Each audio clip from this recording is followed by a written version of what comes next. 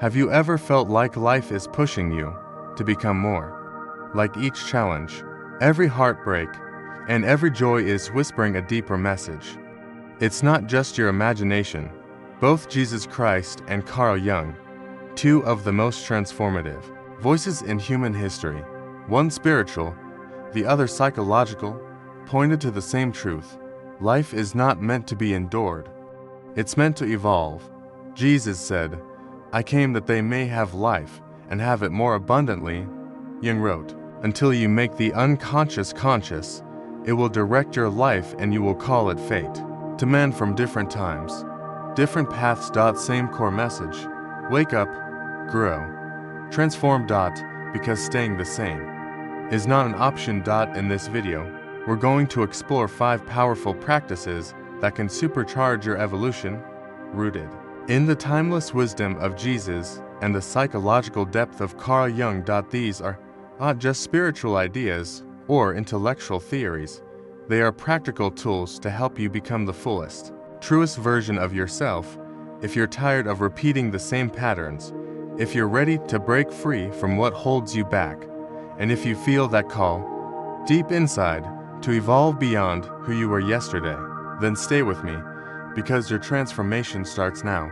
Let's begin. 1. AST. Practice daily self-knowledge. Every great transformation begins with a look inward.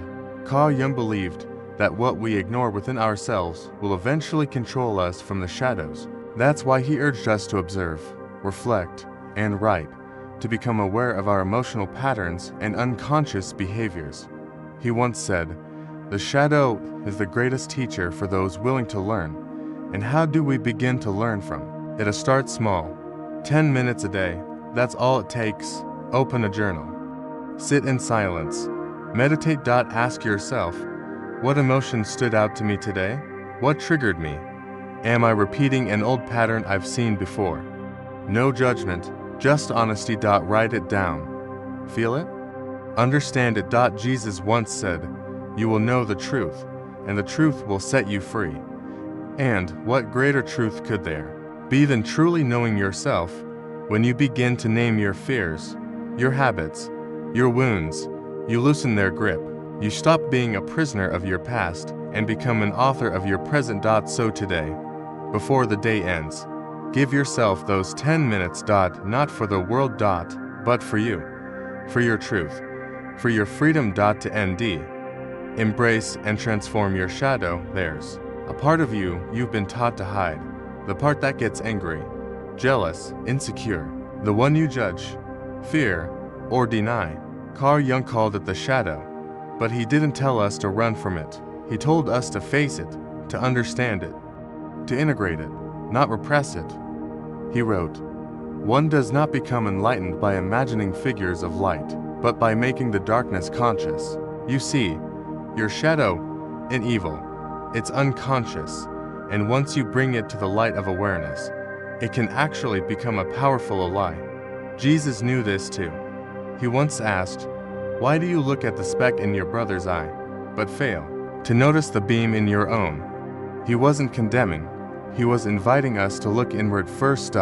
So how do we do that in real life? Let's say you're scrolling social media and feel a wave of envy, or you're in traffic and feel consumed by rage, or you catch yourself judging someone harshly. Pause. Don single quotes to distract yourself. Don't justify it. Ask, what is this feeling trying to show me about myself?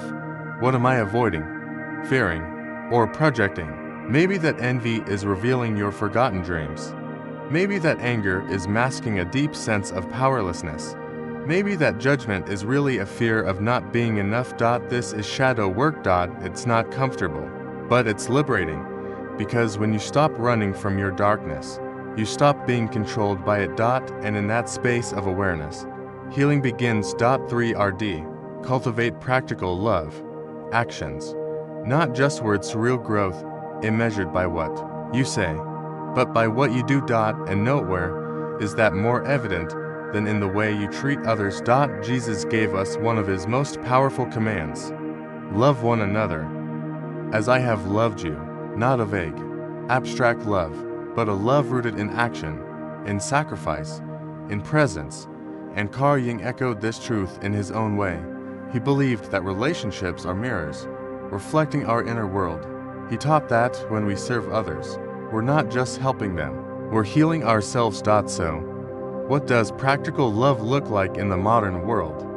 It's sending a message to someone who's struggling, just to let them know they matter. It's helping a coworker without seeking credit. It's holding back criticism when someone needs compassion more than correction. It's putting your phone down and being fully present with the people you love. These aren't grand gestures. They're small, often invisible acts, but they carry real power. Try this today. Do one small thing for someone, without expecting anything in return.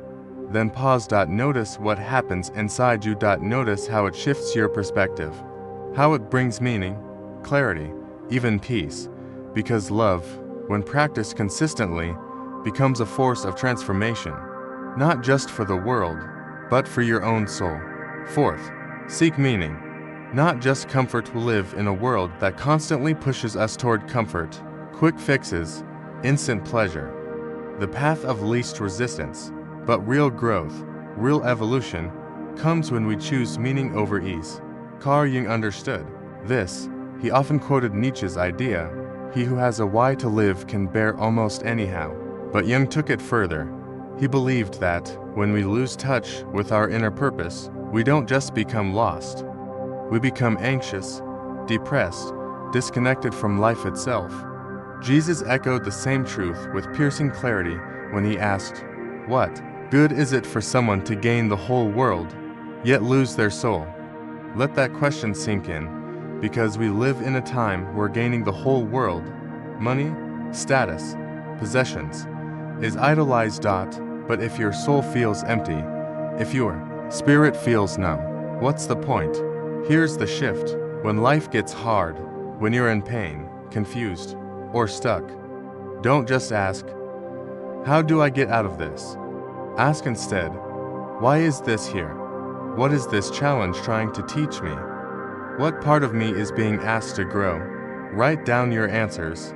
Don't rush. Let them reveal themselves. Maybe the breakup wasn't just heartbreak. Maybe it's calling you to rediscover your own value. Maybe the job loss isn't punishment. Maybe it's redirecting you towards something more aligned with your soul. Maybe the loneliness isn't a curse, but an invitation to deeper connection with yourself and with God. Meaning doesn't remove the pain, but it gives the pain a purpose. And when suffering is touched by purpose, it becomes fuel for transformation. So the next time you're in the fire, don't just try to escape. Look deeper. Ask, why? Write it out. Pray. Reflect. Because within every struggle lies a seed of meaning, waiting to awaken something greater in you. 5th. Forgive and release the past. Some of the heaviest burdens we carry are invisible. They live in our hearts as pain, resentment, betrayal, abandonment. But even though they're rooted in the past, they shape everything about our present. That's why Jesus didn't just recommend forgiveness. He made it foundational. He said, "Forgive 70 times 7. Not because it's easy, but because it's liberating. Forgiveness is not about denying what happened. It's not about pretending it didn't hurt. It's not about letting someone off the hook. It's about releasing yourself from the emotional chains that keep you stuck in a cycle of pain. Carl Jung saw this too. He believed that unresolved emotional wounds, especially deep ones, create what he called complexes. These are like emotional landmines. They distort your perception, trigger you, make you react, and cause you to repeat painful patterns without realizing why. So here's your practice. Bring one wound to the surface. Maybe it was a betrayal, a rejection, a childhood scar you've never spoken about. Name it. Face it. Then ask the question Jung would have you ask, what did this experience reveal about me? What wound was exposed? What strength did it awaken? And then, take the step Jesus invites us to take. Forgive, not because they deserve it, but because you do. Forgiveness doesn't mean forgetting. It means choosing peace over poison, growth over grievance. It means saying, "I will no longer let this pain Define me. I will no longer drag this wound into my future. Write a letter you never sent. Speak the words out loud in prayer or meditation. Do whatever it takes to let it go. Fully, honestly, courageously, because when you forgive, something sacred happens. You create space for joy for new beginnings. 4. A version of you that is no longer tied to the past, but finally free to rise. In the end, life is not about arriving at some perfect version of yourself. It's about becoming, layer by layer, day by day, moment by moment. It's about waking up to the truth that you are not broken, you are becoming whole, that every wound holds wisdom, every challenge holds purpose, and every act of love, self-awareness, forgiveness, and reflection brings you closer to the person you were always meant to be. Jesus showed us the way of unconditional love, humility, and spiritual power. Jung gave us the map to navigate the hidden corners of the mind, but only you can walk the path. So if this message spoke to something deep inside you, if it reminded you of what truly matters, then do something real about it. Subscribe to stay on this journey of growth, insight, and transformation. Like to affirm that this kind of wisdom deserves space in the world. Share, not for numbers or clicks, but because someone you love might need this today.